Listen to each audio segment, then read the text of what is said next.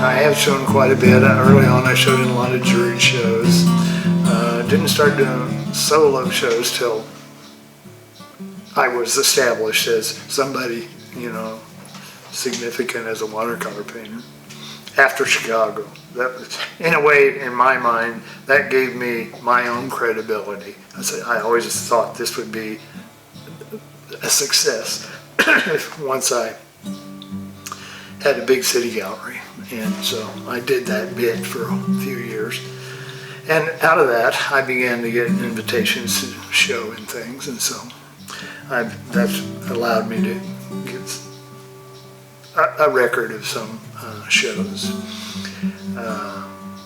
The work that really established me, although I was painting landscapes in my first gallery years, the work that really established me was my industrial things. In fact, when I first started doing those, after I'd done a few, I was talking to Harold Greger, and he said, "Don, you're jumping around from subject to subject."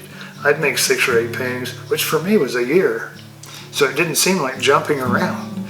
But he said, the gallery wants you to have, some kind of a predictable thread. And you should stick with this industry. He said, you really do it well and nobody else is doing it. And I did for about 15 years. Got very involved in it. I loved doing them. I went on driving trips to visit factories all over the eastern part of the country. Figured out a way of getting in them and explaining to people what I wanted. Why did you want to come in here with a camera? You're an artist? Is that like a, they didn't know what I wanted. But I had enough work then I could show them, this is what I make. Oh, and so then they would show me every nut and bolt in the place. And each one would recommend, well, have you talked to so-and-so? And so then that would give me an entree into the next factory somewhere down the line. And worked great for me.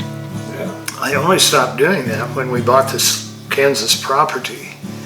And I suddenly was in love with that land, that place, and the idea of painting it. And so I kind of quit doing industry, or rarely did it. I would kind of dip back into there once in a while. But I stopped doing the factory visits.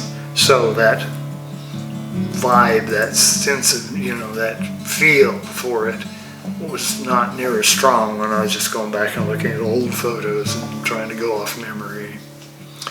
But anyway, I painted the landscape in that particular landscape for 15 years or so, and so my life is kind of divided up into these chunks, if I think of it in that way, even though it's not exclusively landscape. I mostly was painting that, and so not so often in the industry.